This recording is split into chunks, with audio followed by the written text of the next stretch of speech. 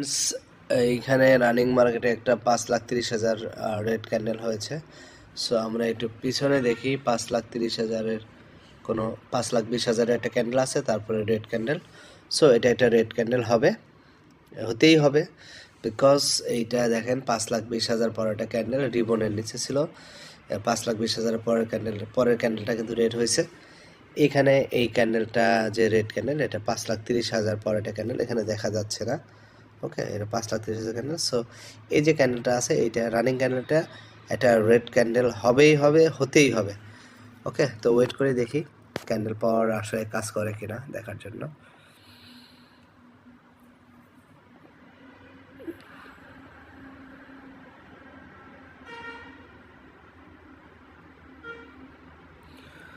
চার, 3, 2, 1।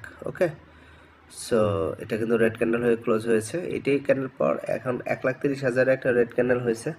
আমরা একটু প্রিভিয়াস মার্কেটে দেখি 1,30,000 পাওয়ার কোনো ক্যান্ডেল আছে কিনা। যখন আপনারা ক্যান্ডেল পাওয়ার দেখে ট্রেড নেবেন, নোট করে রাখবেন আগে থেকে, তাহলে কিন্তু আপনারা ট্রেডগুলো খুব দ্রুত নিতে পারবেন।